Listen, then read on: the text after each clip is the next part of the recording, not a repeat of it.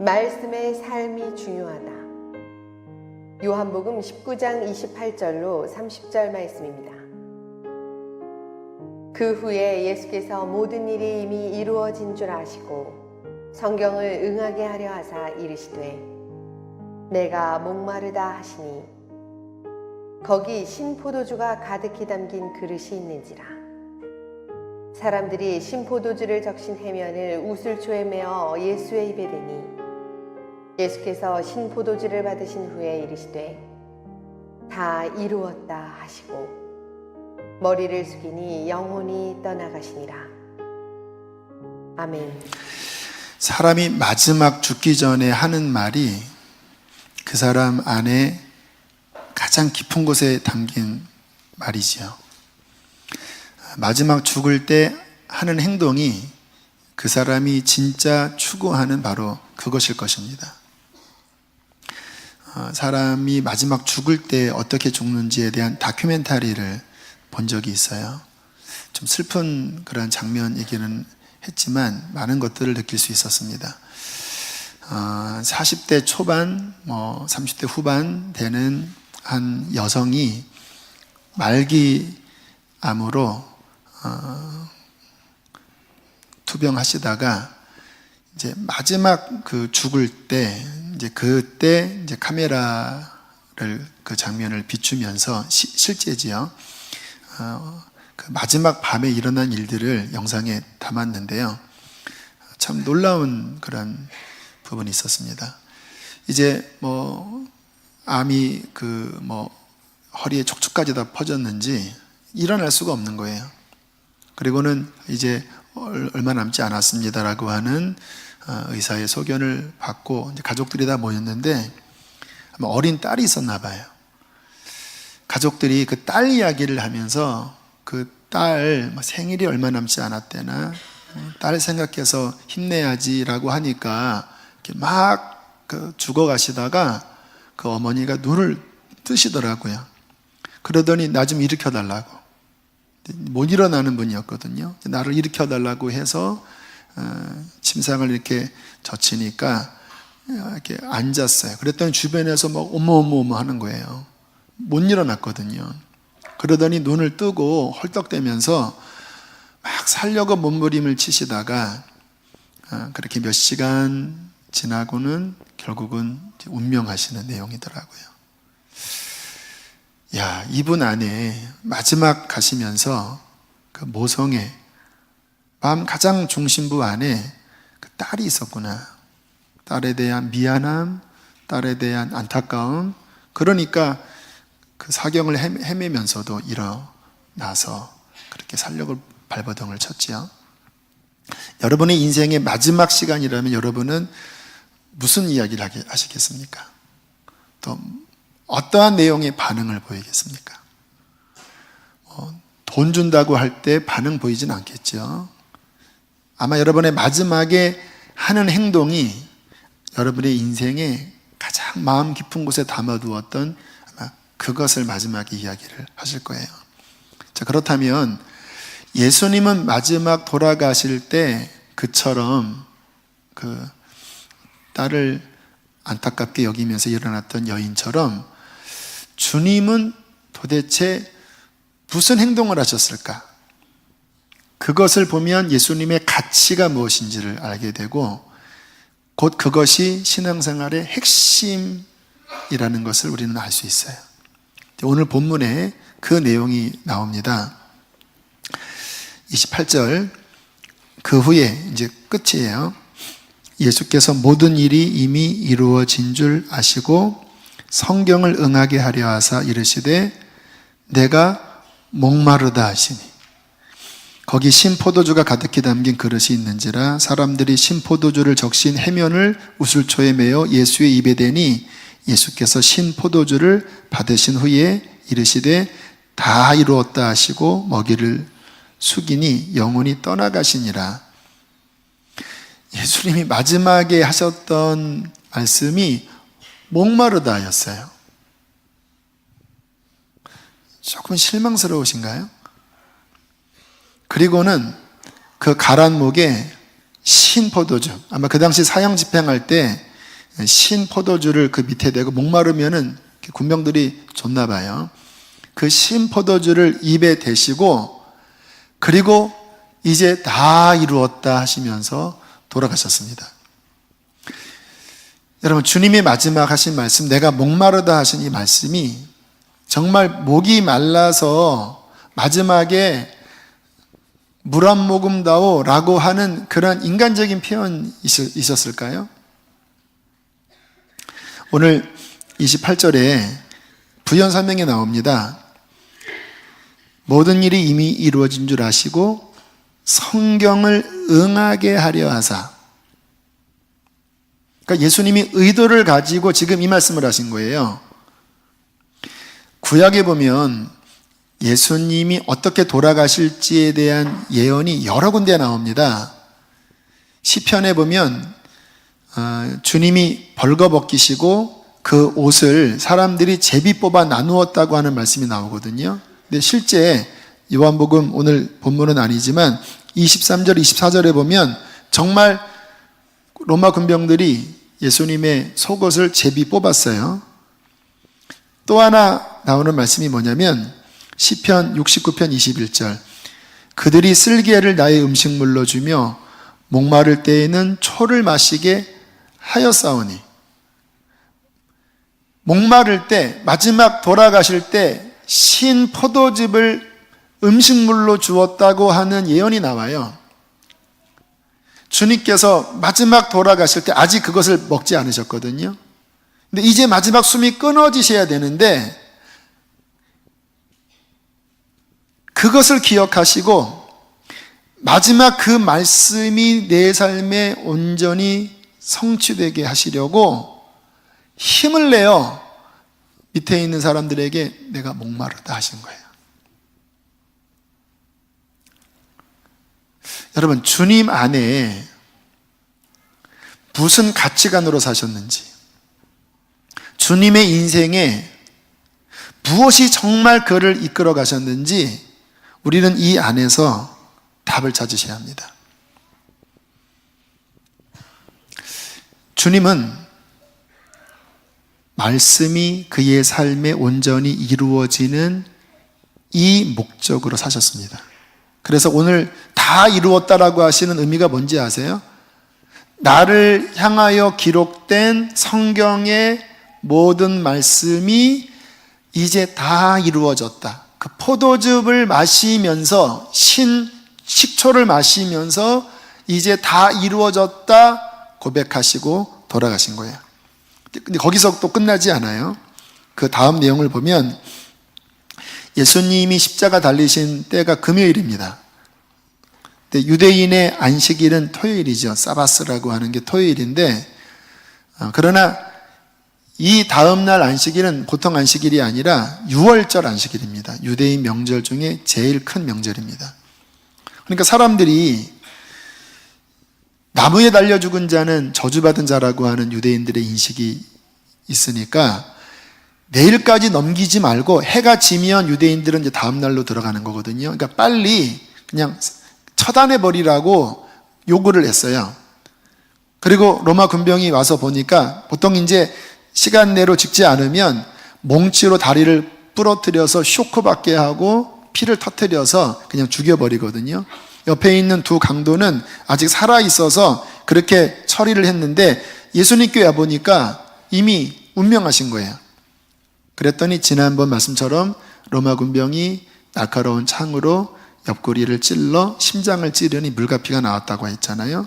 근데 여기에서도 36절, 37절에 이렇게 말씀합니다. 이 일이 일어난 것은 그 뼈가 하나도 꺾이지 아니하리라 한 성경을 응하게 하리 함이라. 또 다른 성경에 스가랴에 나오는 성경입니다. 그들이 그 찌른 자를 보리라 하였느니라.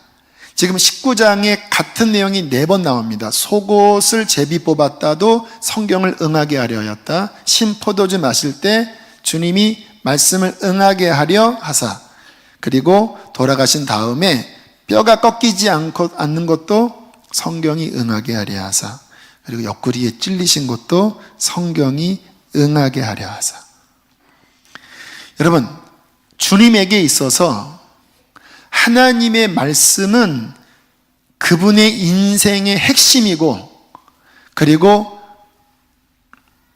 그 마음 가장 중심에 있는 가치관이었다라는 거예요. 이러한 내용으로 예수님의 일생을 다시 한번 살펴보면요, 구약의 핵심은 예수님에 대한 예언이거든요. 그래서 구약의 이사야서나 시편이나 선지서에 예수님이 어떻게 태어나시고 그분이 어떻게 돌아가실지, 어떻게 부활하실지를 숨은 그림처럼 이렇게 군데군데 담아두셨어요. 근데 어떠한 중요한 예언이 있냐면, 예수님이 다윗의 후손으로 오실 것이다. 잘 아시는 내용이지요.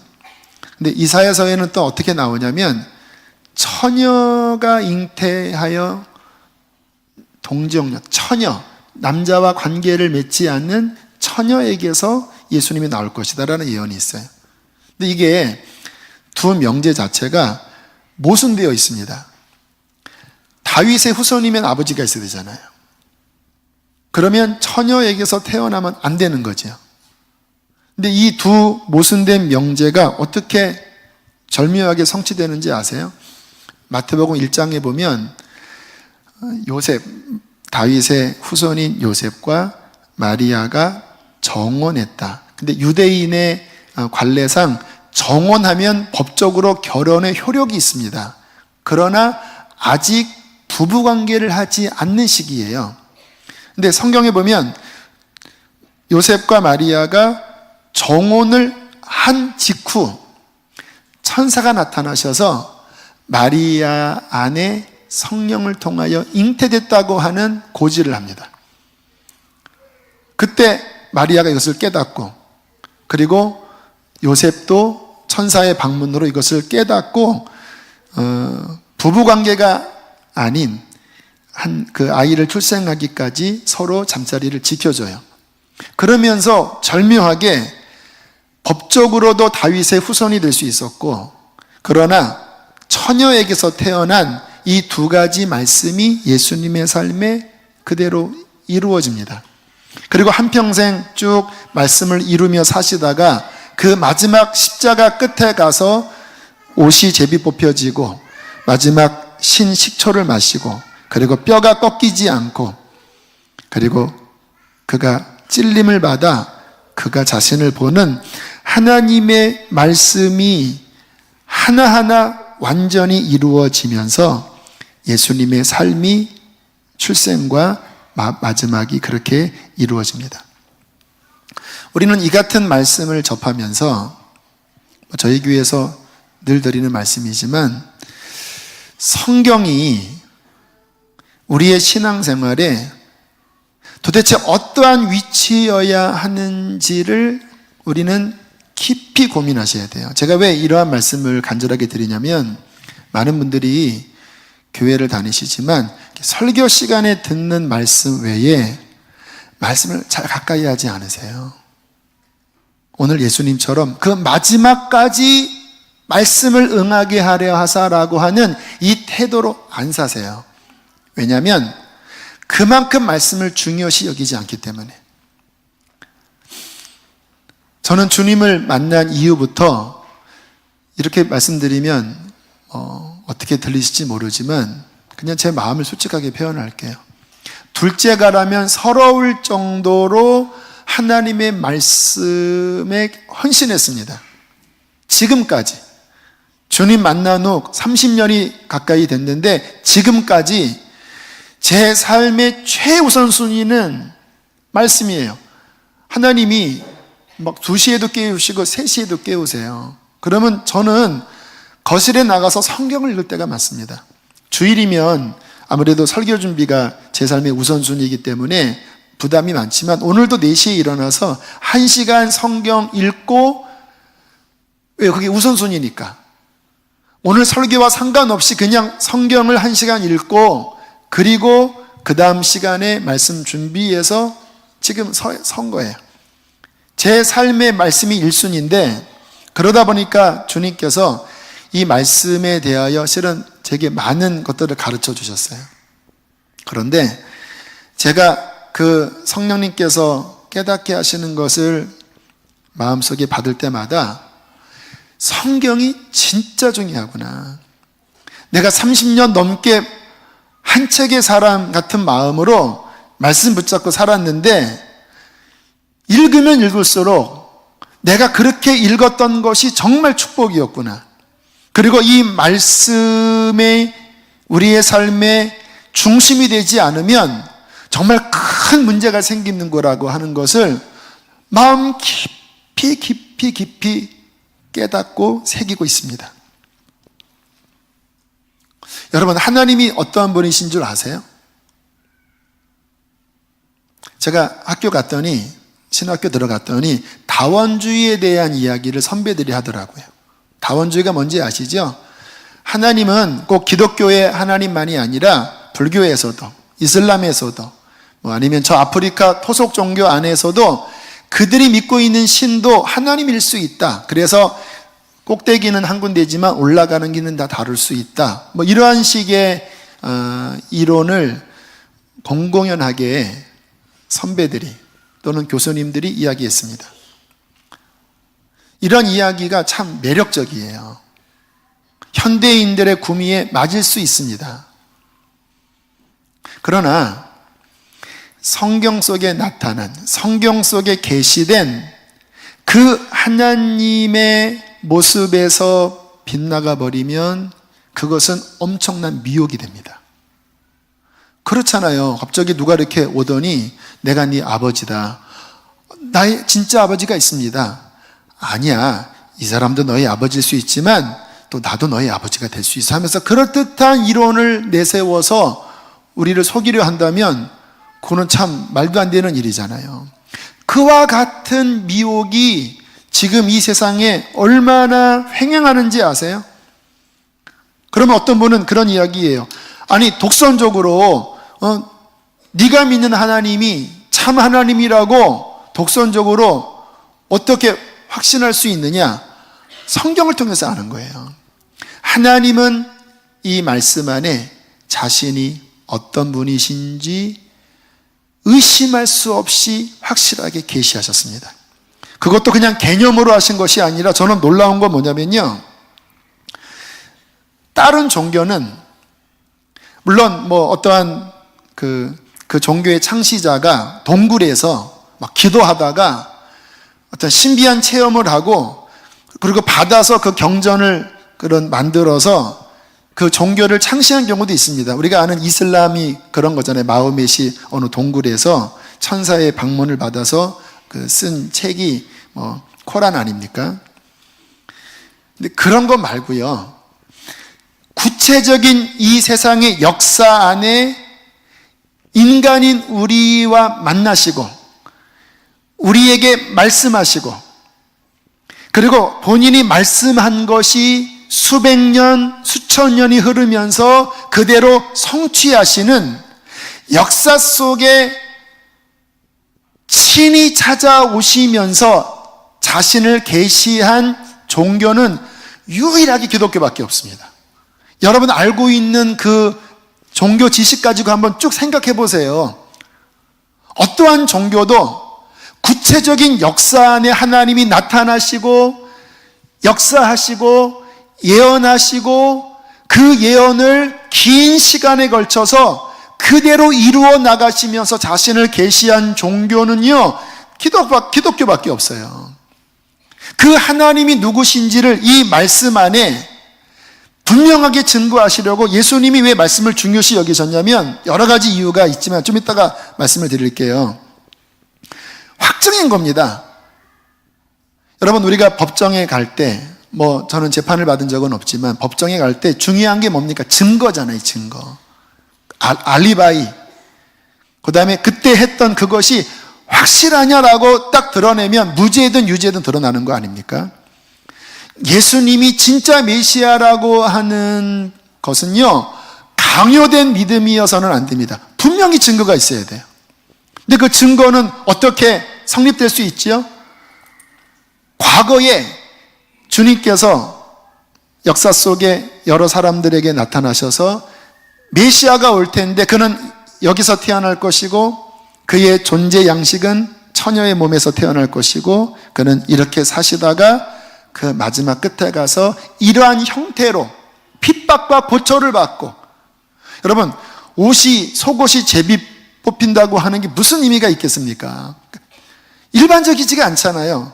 그런 일이 여러분 평생에 여러분 속옷을 누가 제비 뽑은 적이 있습니까? 세상 역사 안에 속옷을 제비 뽑았다고 하는 일들이 희박한 거잖아요. 근데 그러한 것들을 구약에 이렇게 담아두시고, 그리고 예수님의 인생 안에 그 예언이 하나 빠짐없이 온전히 성취되게 함으로써 구약에 말씀하셨던 바로 그 내용이 바로 나다. 의심할 수 없이 여러분 역사상 구약의 그 예언이 그대로 이루어진 분은 예수 그리스도 외에는 없어요. 하나님께서 말씀하시고 성취하시는 방식을 통하여 그분의 살아계심, 그분의 구원의 길, 참된 신앙은 무엇인지를 분명하게 확증하셨다라는 것입니다. 무엇보다 주님께서 성경이라고 하는 역사 안에 자신의 성품을 계시하셨거든요. 어떤 이슬람을 믿다가 예수님을 만나서 핍박 가운데 주님의 길을 걸어가는 분이 하는 말을 듣고 제가 깊이 감명을 받았습니다. 본인이 이슬람에서도 굉장히 깊이 있었다고 그래요. 그런데 살아계신 예수 그리스도를 만났을 때, 그 하나님을 만났을 때 그 하나님이 사랑이라고 하는 것을 성경에서 깨닫고 너무 기뻤대요. 왜냐하면 본인이 그 이슬람의 거의 종교 지도자급이었거든요. 근데 그때 본인이 알고 있었던 알라는 무서운 신이래요. 이 법을 지키지 않으면 막 죽여야 되는. 그래서 그 당시에 본인이 찍었던 사진을 쭉 보여주는데요, 표정이 굉장히 굳어 있습니다. 자신의 아내들, 보통 이슬람은 일부 다처지 않아요? 여러 그런 아내들, 아이를 낳고 있는데 다들 딱딱하게 굳어 있어요. 그러다가 살아계신 하나님을 만나고 그분이 사랑이라는 것을 깨닫고는요, 이분이 그렇게 회개하면서 자신의 아내에게 막 폭력을 행사한 것에 대해서 미안하다고 하고, 그러면서 그 다음 사진을 보여주니까요, 얼굴이 너무나 온화하고 가족들이 웃고 있더라고요. 이 차이입니다. 나는 하나님이 사랑이라고 하는 것에 대해서 깨닫고 너무 놀랬습니다. 그리고는 그분의 인격이 회복이 되더라고요. 하나님께서 모세에게 나타나시죠. 그리고 모세에게 자신을 이렇게 계시하십니다.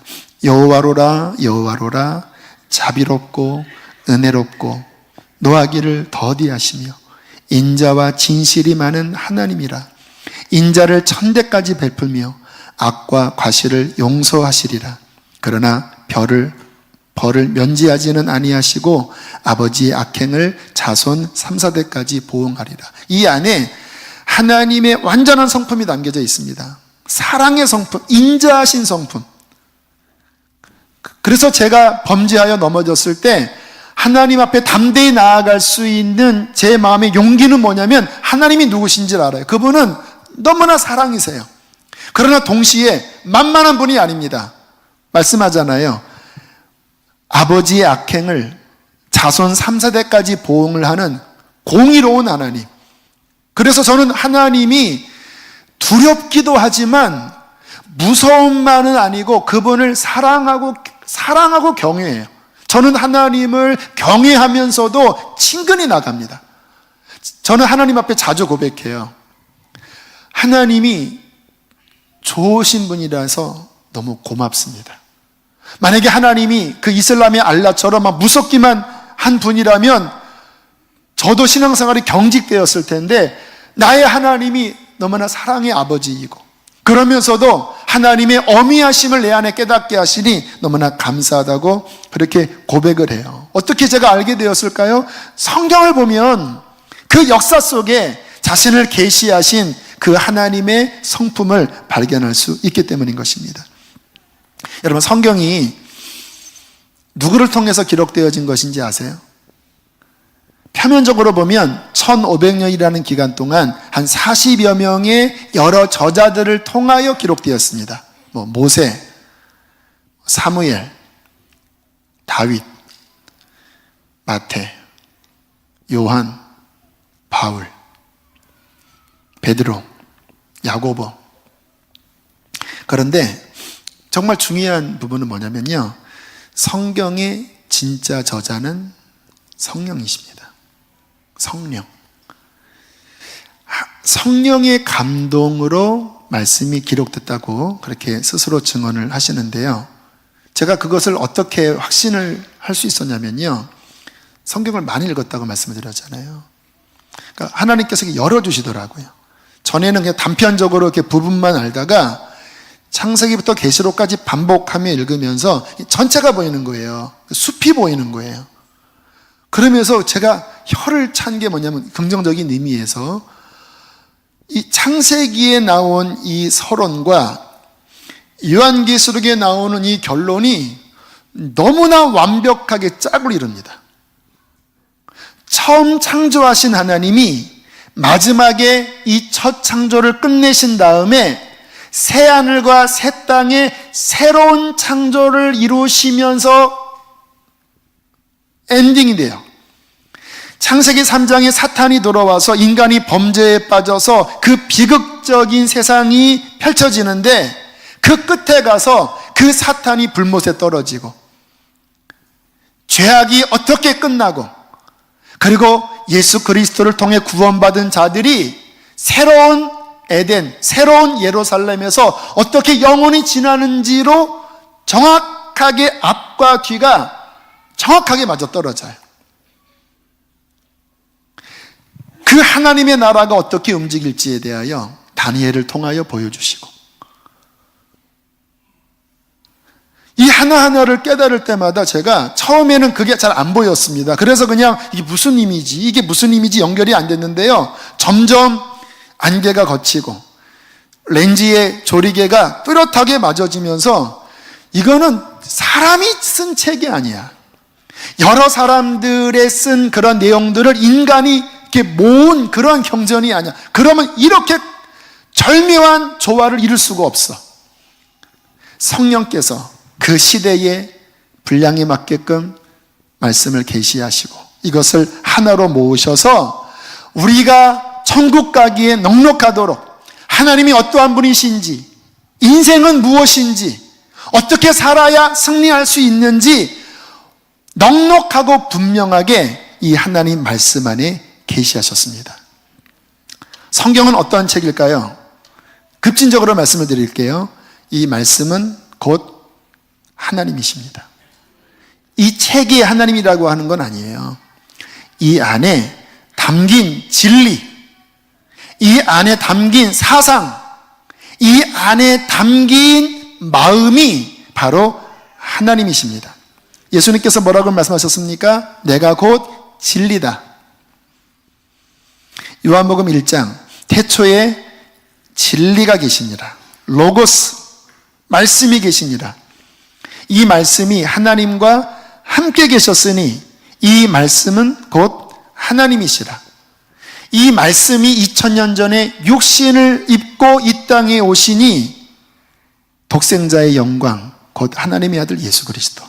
그러니까 태초에 계셨던 예수 그리스도의 본질은 진리예요. 그 진리가 2000년 전에 잠시 몸을 입고 오셨어요.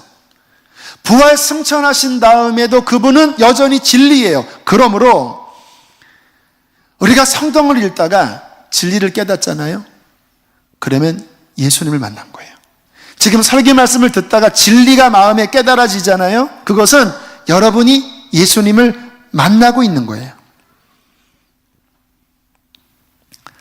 뿐만 아니라 제가 성경을 읽으면서 느낀 게 뭐냐면요, 이 말씀이 살아있더라고요. 요한복음 4장 12절, 하나님의 말씀은 살아있고 운동력이 있다. 이 성경을 읽다가 성령께서 이 말씀을 딱 여시잖아요. 그러면 이 말씀은 글이 아닙니다. 제가 성경을 글로 봤다면 이렇게 30년 넘게 바보처럼 한 책에만 매달릴 수 없었을 거예요. 글이었다면. 이게 글이 아니라 살아있는 거예요. 말씀이 생물인 거예요. 그리고 그때 이 말씀이 진리가 움직이면요, 하나님의 생명력이 내 안에 부어지는데요. 한 번은 너무 지쳐있을 때가 있었습니다. 여러분 살다가 번아웃 때 계시잖아요. 버스 안에서 성경을 폈습니다. 쭉 읽다가 시편 29편 11절에 딱 눈이 멈춰졌어요. 여호와께서 자기 백성에게 힘을 주시며 여호와께서 자기 백성에게 평강의 복을 주시리로다. 근데 이 말씀을 딱 읽는데요, 성령님이 이렇게 빨간 펜으로 여기에 집중해라. 다음 절로 못 넘어갔어요. 여호와께서 지쳐있는 자기 백성에게 힘을 주시며 여호와께서 지쳐있는 자기 백성에게 평강의 복을 주시리로다. 말씀을 읽는데요, 어떤 식이었냐면 눈의 빨대가 이 말씀의 진액에 딱 꽂혀져서 이 안에 있는 힘을 그냥 빨아들이는 거예요. 20분을 봤습니다. 한 절만. 못 넘어가겠더라고요. 근데 쭉 읽으면 계속 진액이 빨아 들어와서 제 지쳤던 마음이 채워져요. 또 넘어가려고 하면 아니, 계속 봐. 계속 보면 더 채워져요. 그리고 20분을 그렇게 딱 채우고 나니까 내릴 시간이더라고요. 그리고 일어났는데 제 마음이 다 바뀌어 있는 거예요. 충만하고 평안함이 있고 힘이 있고, 마치 이렇게 막 힘들고 지쳐서 배고파 있다가 맛있는 음식을 먹고 나면 아, 배부르다, 힘난다 있잖아요. 정확하게 그 경험을 한 거예요. 여러분, 하나님의 말씀은 살아있습니다. 하나님의 생명력이 이 안에 담겨져 있어요.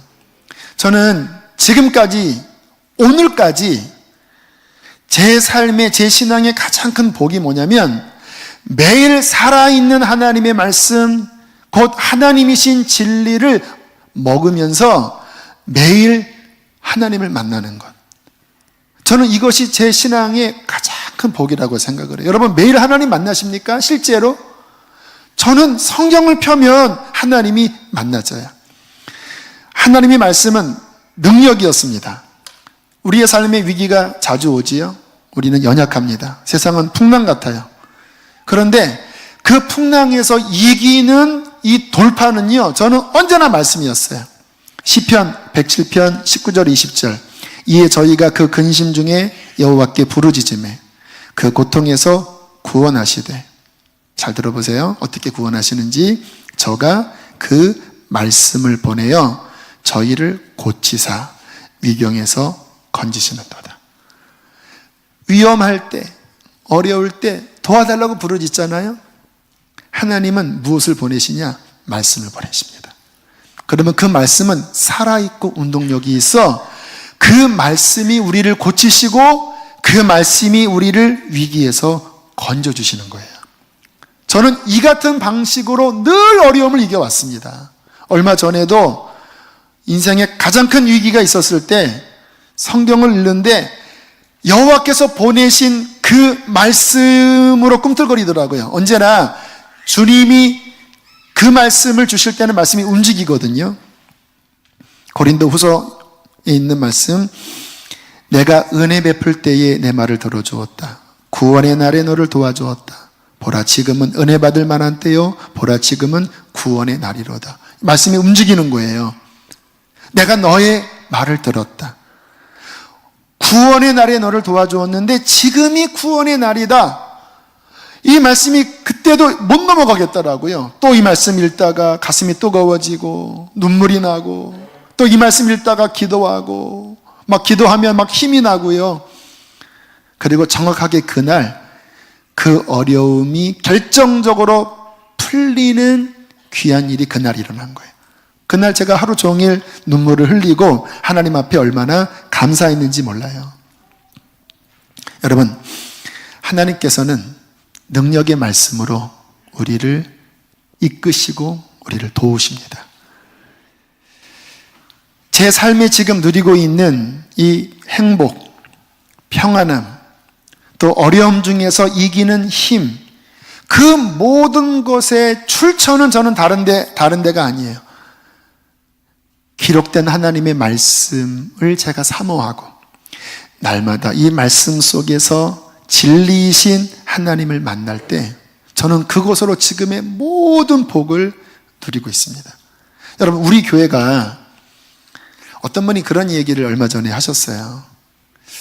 본인은 이제 긴 시간 신앙생활을 하면서 여러 교회들의 모습을 봤고 또 그 교회 안에 중심부에 계시면서 이제 여러 경험들을 하셨는데 우리 교회가 신기하다라는 거예요. 왜 신기하냐면 이렇게 깊이 들어와서 보니까 아직은 이 교회가 세운 지 긴 시간이 되지 않아서 그 중심부 안에 정말 기둥 같은 그러한 인물들이 아직은 많지 않고 또 조직적으로도 아직은 뭔가 이렇게 빈약한 것이 많다라는 거예요. 그래서 잘못하면 이렇게 문제가 생길 수 있는 그런 것들이 많은데 신기한 건 뭐냐면 그럼에도 불구하고 교회가 꿈틀꿈틀 움직이고 그리고 어떤 위기를 만나도 그것을 뚫고 나아가고 이렇게 되는 것을 보면 본인이 경험하는 이 상식에 잘 이해가 안 되는 모습이라는 거예요.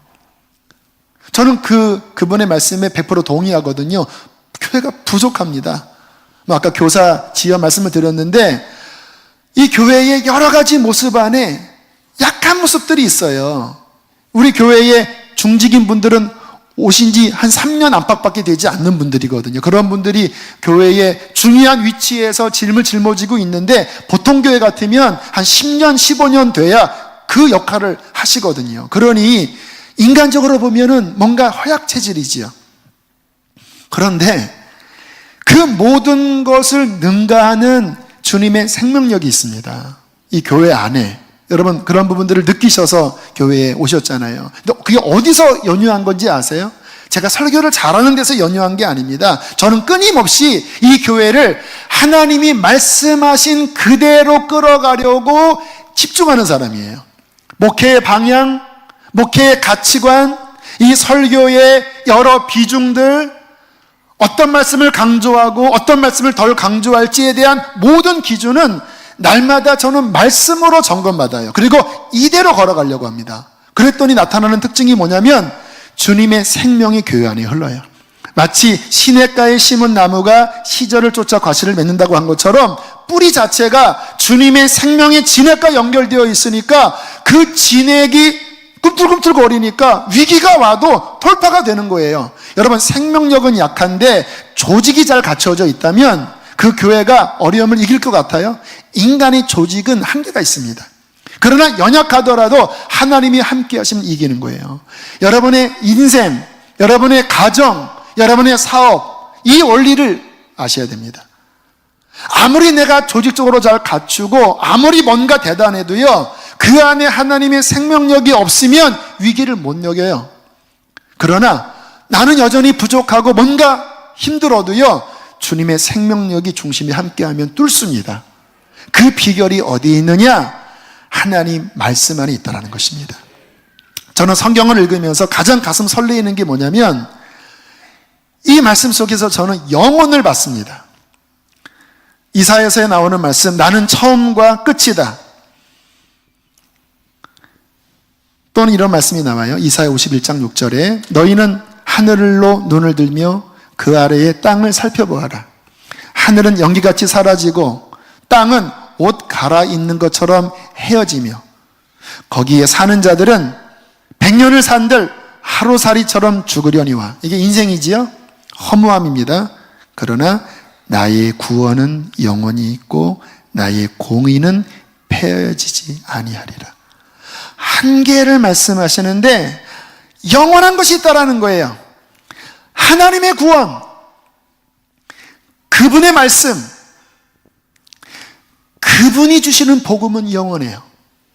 제가 성경을 읽으면서 저는 그 전에 허무함이 많았다고 그랬잖아요. 왜? 죽으면 끝이니까. 그런데 말씀 안에서 영원한 미래가 보이니까 제 마음 안에 소망의 불이 들어온 거예요.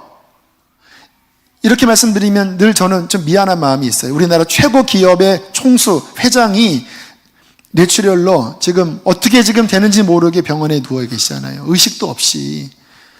그 수십조 원의 재산이 아무 의미가 없잖아요. 못 살립니다. 그게 인생이잖아요. 그런데 제 안에는 영원한 생명, 그 하나님의 진리에 연결이 되어서 그 진리가 내 삶을 끌어가니까 허무함이 사라져버린 것입니다. 여러분은 말씀에 집중할 때 이 영원한 것을 보게 될 것입니다. 그때 비로소 인생은 정말 희망이 있고 정말 힘 있는 인생이 될 것입니다. 저는 사랑하는 성도님들에게 정말 간절하게 부탁을 드립니다. 말씀을 제발 가까이 하십시오. 제발. 한때는 좀 가까이 하시다가 통 말씀에서 멀어진 분들도 많으시고, 아니면 아예 말씀은 가까이도 하지 않고 주일에 그냥 설교만 듣고 돌아가시는 분도 많이 계실 거예요. 진짜 신앙생활이 뭔지 아세요? 마음에 말씀이 열리는 거예요. 내 머리에서 열리는 게 아니라 내 깊은 심령에 말씀이 깨달아지는 거예요. 오늘 간증하신 권사님이 제대로 신앙생활을 하면서부터 성경이 깨달아졌다고 그랬잖아요. 그게 영혼의 양식입니다. 성령님이 도와주지 않으시면 말씀은 깨달아지지 않는 영역입니다. 왜냐하면 차원이 다르거든요. 성령이 감동으로 지었다고 그랬죠. 스피리추얼한 내용입니다. 그러니까 이성으로는 납득이 안 돼. 무슨 동정녀, 무슨 6일 만에 천지 창조, 천국 지옥, 이성의 영역에서는 이게 정리가 안 되는, 넘어서 있는 거예요. 그러니까 마음으로 깨달아지지 않으면 말씀은 다 시험거리가 됩니다. 그런데 진정한 신앙이 열려서 마음에서 말씀이 깨달아질 때 그 한 절 한 절이 양식이 되고 생명이 되고 힘이 되고 능력이 돼요. 신앙생활은 뭐냐? 어느 순간 내 마음 중심에 그 말씀이 몽글몽글 깨달아지면서 그 말씀이 내 속에서 아멘 되어지고 그 말씀이 내 안에서 기쁨이 되어지는, 이게 일어나는 게 진짜 신앙생활하는 거예요. 건강한 신앙생활은 뭐냐면 그게 매일매일 있는 겁니다. 말씀을 들을 때마다, 성경을 펼 때마다 마음 안에 깨달아지는 것, 이것처럼 큰 축복이 없어요. 그게 하나님을 만나는 거라니까요. 병든 신앙은 뭔지 아세요? 이사야서에 눈이 있어도 보지 못하고 귀가 있어도 듣지 못하는도다. 그들이 눈이 감기워서 깨닫는 은혜를 입지 못해서 그들에게 도저히 하나님의 말씀이 봉한 책이 되는 거예요. 닫힌 책이 되는 거예요. 설교를 듣는데 마음이 와닿지 않고 성경을 펴면 하나도 마음이 와닿지 않은 것, 그게 저주받은 거예요. 저는 여러분의 신앙생활이 그러한 상태에 머물러 있지 않게 되기를 바랍니다. 오늘 읽었던 예레미야 7장 23절, 아마 성령님께서 이 말씀을 우리에게 전하라고 아침에 1시간 동안 예레미야를 읽게 하셨나 봐요. 예레미야에 주님께서 답답하셨는지, 뭐가 진짜 신앙인 줄 아느냐? 뭐가 복인지 아느냐? 너희들이 내 앞에 소 가져오고 성전에서 기가 막힌 의식을 치르는 게 아니야. 그러면서 이렇게 말씀하십니다. 오직 내가 이것을 명령하여 이르기를, 잘 들어보세요. 너희는 내 목소리를 들으라. 그리하면 나는 너희 하나님이 되겠고 너희는 내 백성이 되리라. 내가 너에게 원하는 게 뭔지 아니? 내 말은 귀 기울이지 않은 채, 나의 말이 너희 마음에 깨달아지지 않은 채 안식일 날 이것저것 들고 와서 하나님 우리의 제사를 받아주세요, 하나님 이것 받아주세요, 그딴 게 아니다. 내가 너에게 원하는 것은 하나였다. 내 목소리를 들어라. 너의 마음에 내 말씀이 깨달아지게 하라. 이것이 들린다면 나는 너희의 하나님이 되겠고 너희는 내 백성이 되리라. 너희는 내가 명령한 모든 길로 걸어가라. 너희의 삶이 네 욕심으로 끌려가는 삶이 아니라 내가 너에게 들려준 그 계명, 그 율례, 그 길로 걸어가라. 그리하면 복을 받으리라. 내가 명한 그 길 자체가 복된 길이야. 그런데 너희는 내 말에 귀를 기울이지도 않고 내 길을 걸어가지도 않고 네 욕심의 길을 걸어가면서 네 자아의 길을 걸어가면서 안식일 날 재물 들고 내 앞에 예배를 드린들 그게 받겠느냐? 그게 진짜 신앙생활이냐? 그러려면 성전문 닫아버려라. 그러한 제사 받기 내가 지쳐버렸다. 제대로 신앙생활을 해라. 내 말을 들어라. 내 길을 걸어가라. 여러분, 우리는 우리의 신앙생활을 점검하셔야 합니다. 내 신앙생활에 하나님의 말씀이 들리는가? 내 안에 깨달아짐이 풍성한가? 나의 사고는, 내 인생의 가치는 예수님처럼 마지막 죽을 때에도 그 말씀인가? 여러분, 지금 굉장히 위험한 시기를 우리는 살고 있습니다. 여러분, 이 세상에 지금 흘러가는 이 조류를 보셔야 돼요. 우리가 동성애 이거 지금 대비책 세워야 된다. 저에게 동성애 대책부에서 지금 이제 책자도 나눠드리려고 하는데요. 그들이 지금 무슨 얘기하고 있는지 아세요? 성적 취향은 개인의 권리에 속한 것이라 내가 남자가 남자를 사랑해서 섹스를 하든 여자가 여자를 사랑해서 섹스를 하든 그거 가지고 옳다 그러다 말하지 말아라. 이것은 인권이다. 만약에 여기에 토를 달면 법을 만들어서 제재하겠다. 이게 지금 세상에 흐르는 조류입니다. 그리고 법을 만들려고 지금 계속 시도하고 있어요. 많은 사람들이 여기에 동조합니다. 그렇지. 자신의 권리지. 그런데요, 뭐라고 또 이야기하는지 아세요? 나는 소아성애자인데 이것도 내 권리인 걸 인정해 줘. 이렇게 이야기합니다. 다 지가 옳대요. 그런데 이것이 문제가 뭐냐면 하나님의 말씀에서 안 맞아요. 하나님은 그것이 죄라고 말씀하세요. 그런데 지금 세상은 아니야. 그것은 인권이야.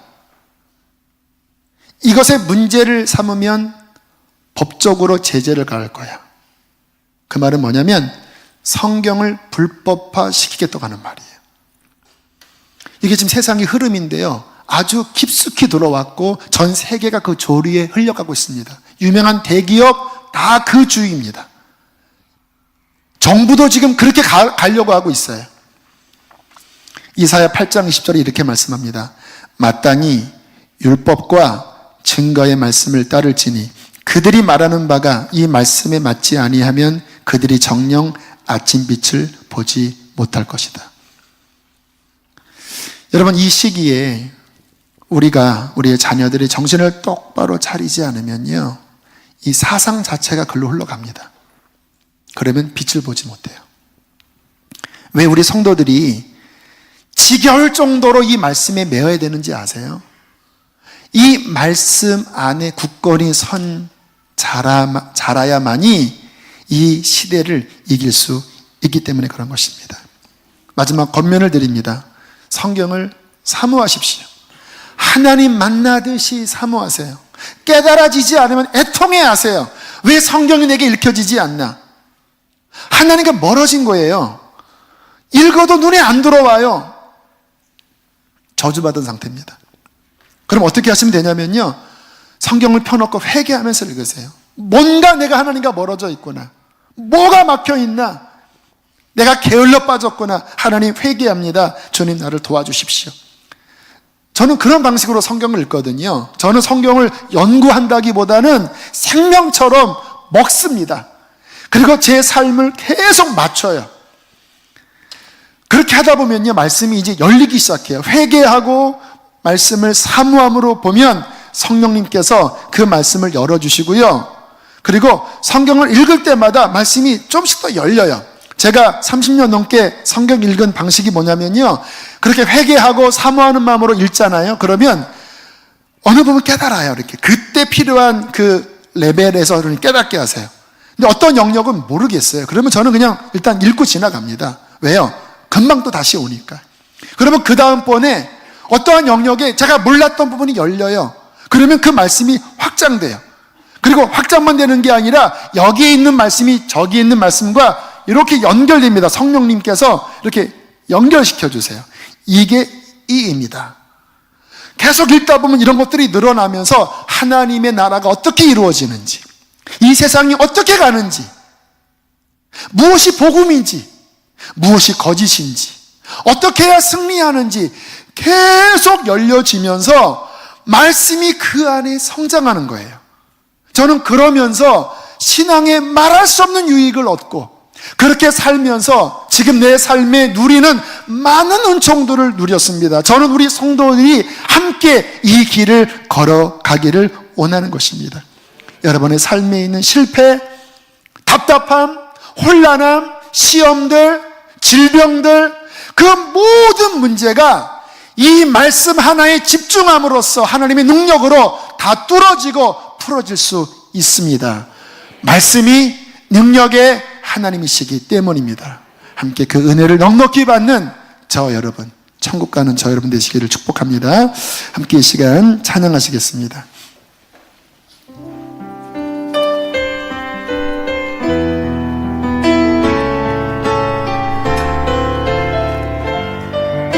우리 연약함을 주 앞에 가지고 나오며 찬양합니다. 아무것도 두려워 말라.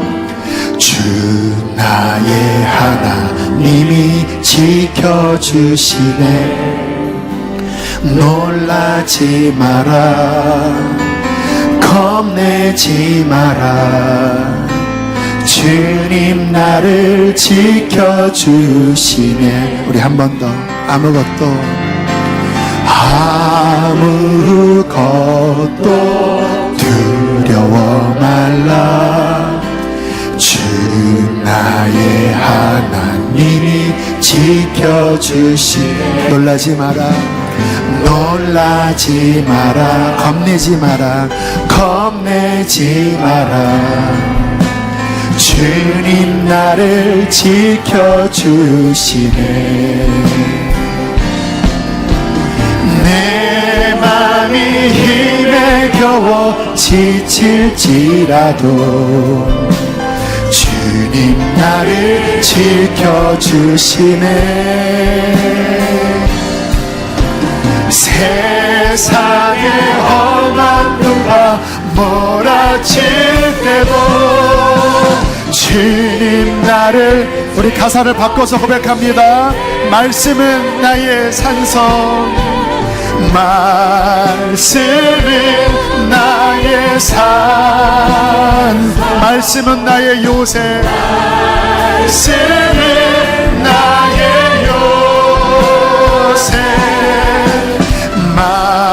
말씀은 나의 소망, 나의 힘이. 우리 말씀 앞에 나아갑니다. 내 맘이 힘에 겨워 지칠지라도, 내 맘이 힘에 겨워 지칠지라도 주님께서 말씀으로 우리를 지키시며 도와주십니다. 세상의 험한 풍파, 세상의 험한 풍파 몰아칠 때도 주님 나를 지켜주. 할렐루야. 말씀은 나의 산성. 여러분 앞에 말씀이 있다면 성경책을 붙잡고 고백하십시오. 말씀은 나의 소망, 말씀은 나의 소망, 나의 힘이. 우리 마지막 한 번 더. 말씀은 나의 산성, 말씀은 나의 산성, 말씀은 나의 요새, 말씀은 나의 소망, 나의 힘이 되신 여호와. 우리 함께 기도하실 때 주님 내게 말씀을 열어주십시오. 가려진 모든 것들을 예수의 피로 씻어주시고 말씀이 내 안에 더 풍성해지게 하여 주십시오. 주께서 오늘도 말씀하시면 나는 모든 시험과 질병을 이길 수 있습니다. 주여, 크게 한번 부르시고 기도하시겠습니다. 주여, 할렐루야. 살아계신 하나님 아버지, 말씀을 우리의 삶 가운데 더 열어주십시오. 하나님께서 말씀하시면 하나님, 우리는 이길 수가 있습니다. 우리의 좌절과 우리의 모든 실패와 우리의 모든 연약함이 하나님의 말씀 안에 다 풀어질 것입니다. 하나님, 보혈로 씻어주시고 말씀을 열어주십시오. 말씀을 더 열어주십시오. 더 말씀 앞에 나오길 원합니다. 인간의 연민과 아버지, 인간의 생각과 모든 미혹에 빠져있지 않게 하여 주시고 오직 하나님의 말씀의 길로 달려가게 하여 주십시오. 주님, 사모합니다. 하나님, 사모합니다. 주여, 의지합니다. 우리의 영을 회복하여 주세요. 침체되고 낙심한 자들 회복해달라고 기도하십시오. 말씀의 능력으로 회복시켜달라고 기도하세요. 할렐루야. 주여,